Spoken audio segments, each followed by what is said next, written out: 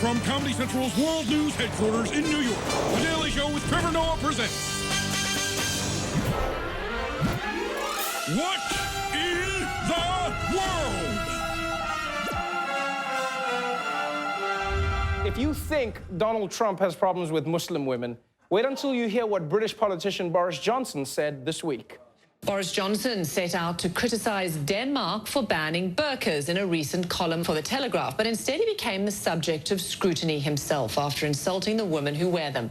Johnson said, among other things, it's absolutely ridiculous that people should choose to go around looking like letterboxes. What? You know what's crazy about this story? Is that he said that while criticizing Denmark for banning the burqa. Like, he was like, how dare you target these mailbox-looking people? Oh, you guys need to work on your tolerance. What now? I'm in trouble? Oh, I see what happened. Damn, Boris. Like, the guy probably had one bad experience putting a letter inside a woman with a burqa, and now he's trying to play it off like we all get them confused. And also, just by the way, maybe Boris Johnson isn't the best person to be criticizing the way other people look. All right? Like, maybe he should be wearing a burqa. Like, what's going on over there? Look at this guy. He looks like he just got out of the shower, but somehow it made him dirtier. That's what he looks like. Like, Boris Johnson looks like if Donald Trump drank. That's what he looks like. He looks like if Owen Wilson was addicted to meth and chocolate. That's what he looks like.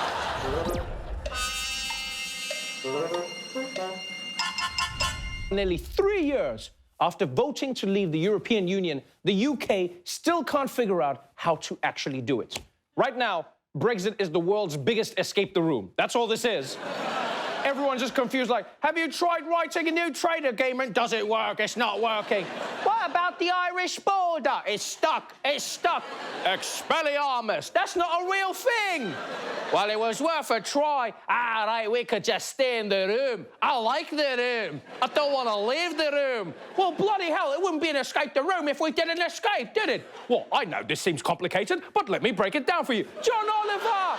John Oliver, you're here to save us. No, actually, I live in America now, so this is your problem. But I do have a very funny way to explain how totally screwed you are. So bloody screwed. Oh, my God! So that's basically Brexit. Thank you. Thank you very much. Thank you. The British Parliament this week has been working on a vote for their upcoming Brexit deal, and it has been a complete shit show, or as the British call it, a parade of poo. And yesterday, one MP snapped. A Liberal member of the House of Commons did this. He took matters into his own hands by attempting to remove the mace from the chamber. Now, the mace is basically a gold crown on a 5-foot gold stick. It represents the authority of the Queen in Parliament. And without the mace in the room, they can't meet or pass laws. Order, put it back. No. Order.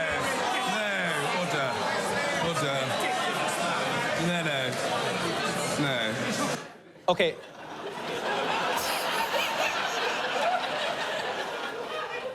First of all, they can still make the laws. It's just a stick. And secondly, that was the most British heist I've ever seen in my life. He was like, pardon me, I'll be stealing this now. Pardon me. And the other guy's like, actually, sir, please refrain from that. You're right, there you are. Good day. And I also like that the Queen got so sick of showing up in Parliament meetings, she was just like, you know what, from now on, this stick is in charge. Now, if you'll excuse me, I'm going to spend some tax money on my 14th corgi.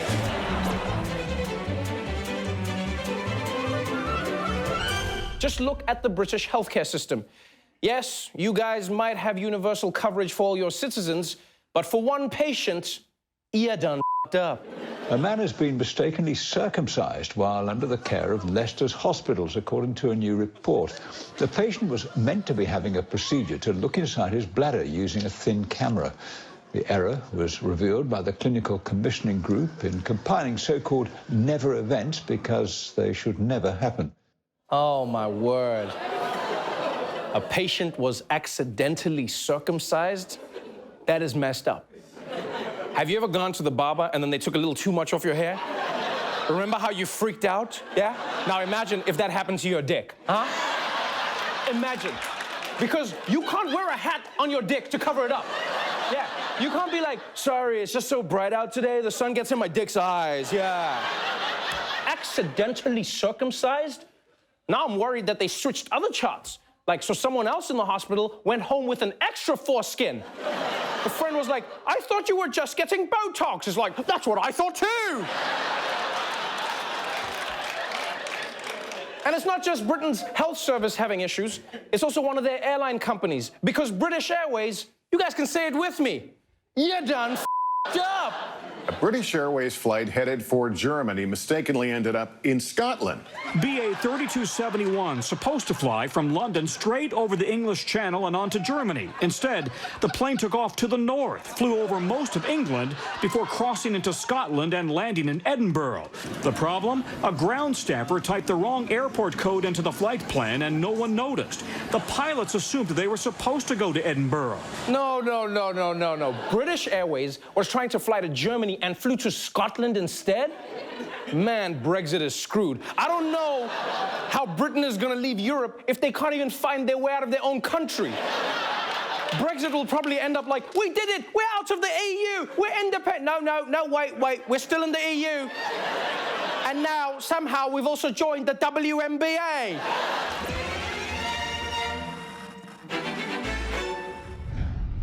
Moving on to my favorite story of the year, and possibly my favorite story in my entire life. The concertina wire, or the razor wire used to reinforce the U.S.-Mexico border, is being stolen and sold by Tijuana residents for protection due to the city's high crime rate, according to officials. Some homes in the area were also seen with the same razor wire added for an extra layer of protection, but residents refused to say where they got the material.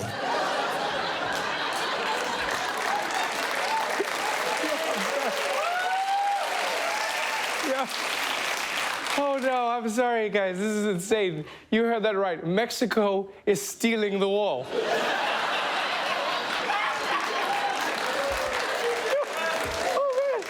Oh man, I wish I could have been there when Donald Trump saw this story on the news. Knowing him, he'd probably be like, they did what? Nancy, I'm gonna need you to spot me another $8 billion. We're gonna need another wall to protect the first one. And I mean, now, if they're stealing razor wire for their houses, they might as well just steal the whole wall next, right? Because no one's ever thought of that. It was like, America will build a wall. No one ever thought Mexico will steal it. Like, Mexicans will be showing off their new home security system like, I built a wall around my house, and Donald Trump paid for it. Oh, man. Oh, wow. Like, at this rate, Trump is just going to end up building all of Tijuana up, you know? They're going to start putting in requests from Mexico. They'll be like, you know what's really good for keeping us out, Senor Trump? Yeah, garage doors, man. You should put those at the border, the ones that fold. Yeah, they scare us. Almost as much as patio furniture, man. We have to talk about the big news of the day. And I mean big news. A man in Australia believes he owns the largest steer in the country. So this is the herd. Wait for it. Look at this thing. We're going to see it in just a second. Oh, my goodness. Whoa. His name is Knickers. He is 6 feet, 4 inches tall and weighs almost 3,000 pounds. That's almost as tall as Michael Jordan and as heavy as a Mini Cooper. Sweet Jesus. I know there's tons of news happening in the world right now. I know there's Trump. I know there's things in Brexit with Britain. I know, but look at that thing. What is going on in Australia? Why is every animal down under so weird? Every animal. Their ducks have fur. The kangaroos have a built-in tummy purse. Like, I feel like Australia is doping all their animals like they're Russian athletes. It's just like some crazy guy in Australia is like, oh yeah, I'm finished with my super spiders. Now I'm like a cow the size of Michael Jordan. What are you guys doing down there? And honestly, that cow is so glorious, right? I bet it's so glorious that last night the Pope converted to Hinduism. He was like, you know what, they're right, cows, man. I've been rolling with Jesus for too long. Now, when I saw this giant cow, the first thing I thought was, this is some dope weed. But a lot of other people saw that cow, and they took it to a really dark place. Oh, his massive size is also what saved him. Knickers is too big for the meat processing facility, so he will live out the rest of his life with his herd. He's too heavy for the abattoir, so he'll live out his days in the paddock. Unfortunately, some bad news if you like an extra big T-bone steak. Why are you trying to eat the giant cow? The world only has one giant cow, and your only thought is supersize me. Just eat 2 normal cows. It tastes the same. Why are people trying to kill the cow? And you know what? Luckily, even if they want to, they can't kill him. He cannot fit inside the abattoir, which, by the way, is such a white people problem to have. Because in Africa, they'll be like, no, we can kill that cow. We can find a way. Don't worry about the machine. We can kill that cow. But luckily in Australia, they can't kill him. Yeah. So Knickers the cow can do whatever he wants. Like, what are you gonna do about it? He's unkillable. Yeah. Like, I'm hoping that one day the farmer's gonna come home, he's gonna find the cow sitting on his couch watching his TV with his arm around his wife, and the farmer's gonna be like, bloody hell, cow, what are you doing in my house? And the cow's gonna be like, look at me, look at me. I am the farmer now.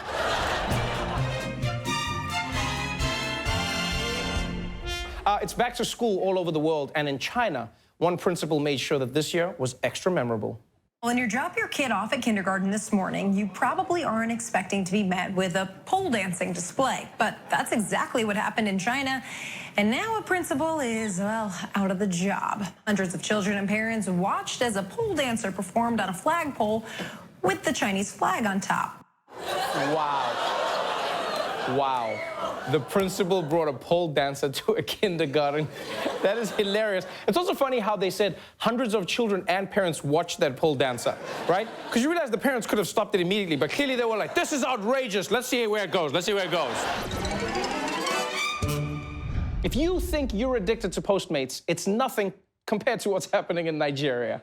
The government in Nigeria is trying to cut down on imported food, saying that the imports are hurting the local economy, and apparently British pizza is on the list. While complaining about trade imports, a politician in Nigeria claimed that his fellow citizens are importing pizza from the UK. Do you know, sir, there are Nigerians who use their cell phones to import pizza from London? Buy in London, they bring it on British Airways in the morning to pick up at the airport. It's a very annoying situation. Okay, first of all, British pizza? You're telling me Nigerians are flying past Italy to get British pizza? While you're at it, why not fly past Amsterdam to get weed in Romania? Like, what are you doing? This is so extra. So the story is, rich Nigerians send people to Britain to buy them pizza. Yeah. Which is such a waste of money and time. And also, I can't imagine what the plots in Nigerian porn movies are like, you know? It's like, oh no, it seems like I don't have any money for this pizza. How will I pay? It's like, you don't have money? I just took a $4,000 flight to pick up this lady. I'm going to need you to put on some clothes and get some cash, eh? Boobs don't pay for pepperoni, okay? Get some money, get some money. This is a weird story. The lightsaber. It's the second most stroked wand by Star Wars fans. And you may mock them, but soon you can mock them at the Olympics. It's now easier for Star Wars fans to act out their fantasies if they're in France, the French Fencing Federation originally and officially recognizing lightsaber dueling as a competitive sport. That means LED-lit polycarbonate Star Wars replicas have the same status as blades used by Olympic fencers. Oh, hell yeah. This is so dope. Are you kidding me? This is fun. Lightsaber battles at the Olympics. They're fighting competitively. And to make it more exciting for these professional lightsaber fighters, the winner of the tournament gets to see a boob for the first time. Yeah. Wow, wow, wow, wow, wow, wow. And now I know there's a lot of haters out there that are like, oh, this isn't a real sport. It's just some made-up nonsense. Yeah. And you know what? All sports are made-up nonsense, all right? I don't know if you've seen the Olympics, but it's all made-up nonsense. A guy pushes a ball off of his shoulder, and they give him a gold medal. What is that, huh? That's not a sport. Then another guy's like, what if we put a ball on the end of a chain and swing that around? Yeah, you can have a gold medal, too. It's just as ridiculous as lightsabers. I mean, there's that ribbon sport. What is that? Where someone just, like, was probably playing with their cat. They were just, like, doing that thing, and they're like, gold medal. It's all ridiculous. know, sometimes we spend so much covering America's history of racial injustice, we forget where it all began. Europe, the OG of racism. Yeah, if America is Jarquis, Europe is the real king of R&B. White people, ask your black friend what that joke means. They'll explain it to you.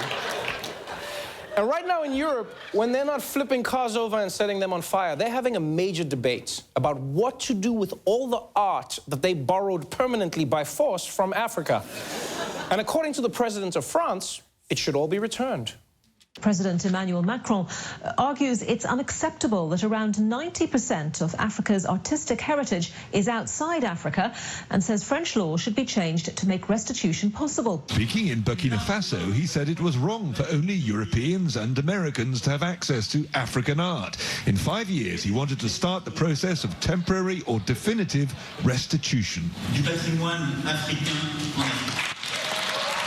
Yeah, that's pretty amazing. I think that's pretty amazing, and it's very nice of the French president. Although it is going to be weird when Africa gets all the sculptures back and the Africans are like, wait a second, why do these sculptures smell like cigarettes and threesomes, huh? What's going on here? Although, honestly, I do think if after profiting off of all of this art for all these years, they're just going to give it back, I don't think that's enough. I think France should give the art back with interest. Yeah, they should. I think Africa should choose some European art. They should be like, okay, thank you for giving us our art back. We will also take that creepy white lady and the guy with the tiny penis, eh? But it's kudos to Macron. He's doing something. And unfortunately, not everyone in Europe is as remorseful as Macron. In fact, some Europeans in the art world believe that they did Africa a favor by stealing our shit. They became works of art in museums because Europeans said it's art, you know? It's not from Africa. It was not art. It was meant to disappear. It was meant to disappear? It was meant to disappear? That is some next level shade. This asshole is saying that when Africans made stuff like this, they didn't know that they were making art. So if this wasn't art, what did Africans think they were making? The world's most uncomfortable butt plug? What were they making? And then you have the Europeans who say they wish they could return the art to Africa. They really do. But they just don't think Africa's ready for that kind of responsibility. Western museums have often resisted repatriating art, arguing that they can take better care of it. It's one of these things that looks like morally on its face. Give it back to who it belongs. Well, who does it belong to? And it hasn't been in that country for over 100 years. And, you know, look, France built the whole Musée Ébranlé to respect these objects, to preserve them, to show them. Yeah. Yeah, how are the Africans going to... You know, this is some sneaky-ass logic if you think about it. Because their argument is basically, you Africans cannot protect your art. We know that because we stole it from you, huh? We took it all.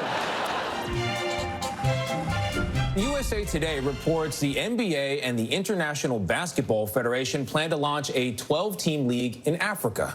Former President Barack Obama is expected to play a key role in that league. Scheduled for launch in January 2020, the Basketball Africa League will be the NBA's first collaboration to run a pro sports league outside of North America. That's right. The NBA is launching a 12-team basketball league in Africa, which is bound to be awkward when they're trying to recruit players. They're gonna get there like, hey, Africa, so America's searching for the biggest, strongest people you have. There's gonna be a draft. The owners are gonna pick who they like best. So what do you guys say? Africans will be like, white man, we are not falling for that again, huh? Not this time. Not this time. Eh? Enslave me once, shame on you. Enslave me twice, shame on me, huh?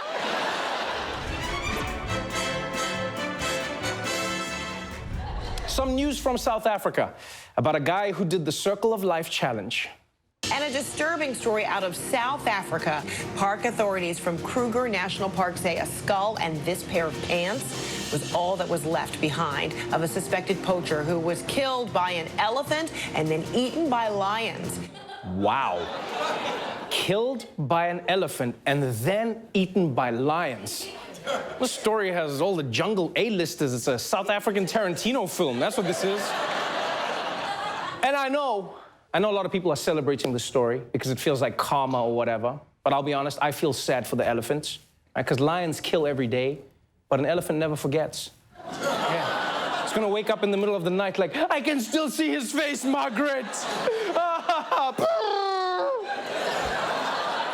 Oh, and here's a weird detail. My favorite detail in the story is after the elephant killed the poacher and the lions ate him, all they found was a skull and pants. Which means somewhere out there is a lion with a new shirt.